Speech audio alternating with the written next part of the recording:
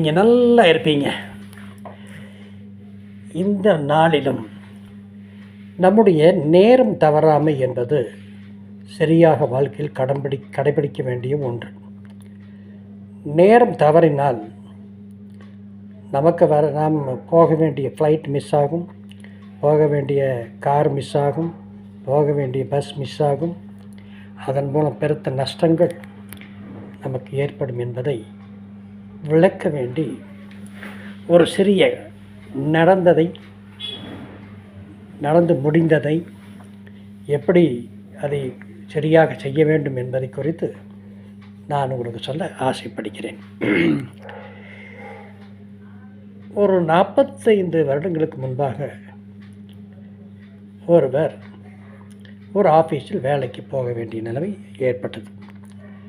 அந்த ஆஃபீஸில் இருந்த ஒரு பெரிய அதிகாரி, அவருக்கு மேல் ஒரு அதிகாரி இருக்கிறார். அந்த அதிகாரி இந்த நபருக்கு ரெக்கமெண்டேஷன் இருக்கிற வேலையில் வேலைக்கு போக வேண்டிய இன்டர்வியூக்கு அட்டன் பண்ண வேண்டியவர் இந்த அதிகாரி வீட்டில் ஒரு செல்லப்பிள்ளை. இவர் என்ன செய்தார்?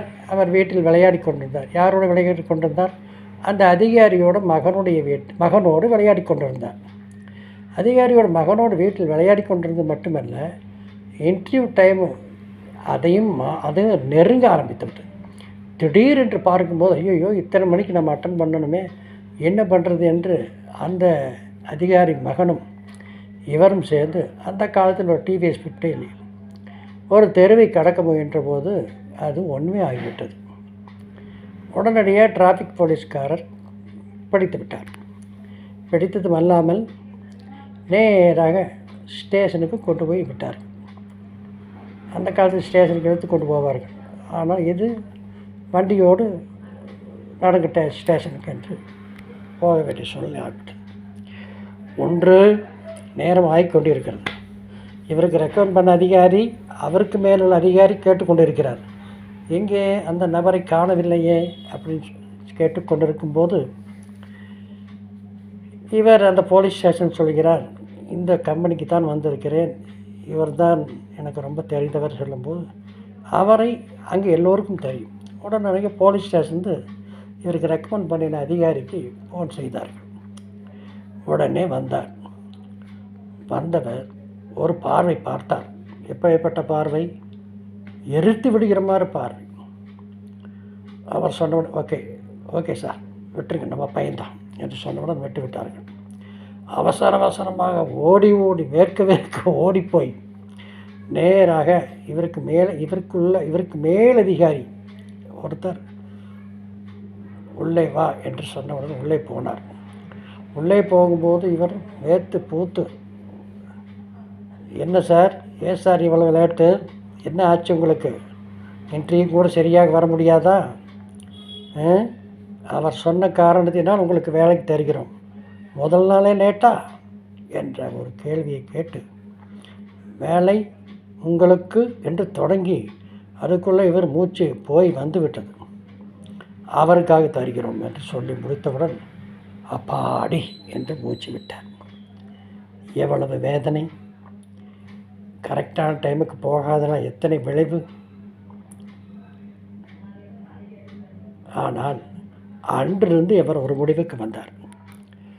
எங்கு போனாலும் என்ன பண்ணினாலும் அந்த குறிப்பிட்ட டைமுக்கு முன்னாடியே போய் நிற்கிற பழக்கத்தை கிட்டத்தட்ட 45 வருடங்களாக ஃபாலோ செய்து கொண்டிருக்கிறார். அவரும் அப்படித்தான். ஆனால் இவருக்கு இப்படி ஒரு நிலைமை ஆகிவிட்டது. ஆனால் பைபிளில் ஈசாக்கு என்ற ஒருவர் இருந்தார். ஆபிரகாமுக்கு பிறந்த ஈசாக்கு ஒருவர் இருந்தார். அவர் அந்தி சந்தி மாலை வேளைகளில் சரியான டைமுக்கு ஆண்டவரை நோக்கி ஜெபிக்கிறவராக இருந்தார். அப்படி ஜெபிப்பதின் மூலம் அவருடைய வாரிசுகளில் வந்த யோசேப் என்ற பேரன் ஈஜிப்டின் அதிபதியானான். காரணம், நேரம் தவறாமை. அவர் ஆண்டவரை நோக்கி பிரார்த்தனை செய்தது நிமித்தம் அவருக்கு ஈஜிப்ட் பதவி கிடைத்தது. ஆனால் முந்தைய ஒரு ஆளுக்கு கொடுத்து சொன்னேன் அல்லவா, அவருக்கு என்ன கிடைத்தது? வேர்வையும் முகத்தில் நாணமும் வெட்கமும் வந்துவிட்டது. என்னை கேட்டுக்கொண்டிருக்கிற சகோதரியே, எங்கு எப்போது என்ன செய்ய வேண்டும் என்றாலும் குறிப்பிட்ட நேரத்தில் நீங்கள் போனீர்களானால் அது உங்களுக்கு மகிழ்ச்சியை தரும், எல்லாம் நல்லபடியாக நடக்கும் என்று கூறி இதை லைக் பண்ணுங்கள், ஷேர் பண்ணுங்கள், சப்ஸ்கிரைப் பண்ணுங்கள். நாளை சந்திப்போமா?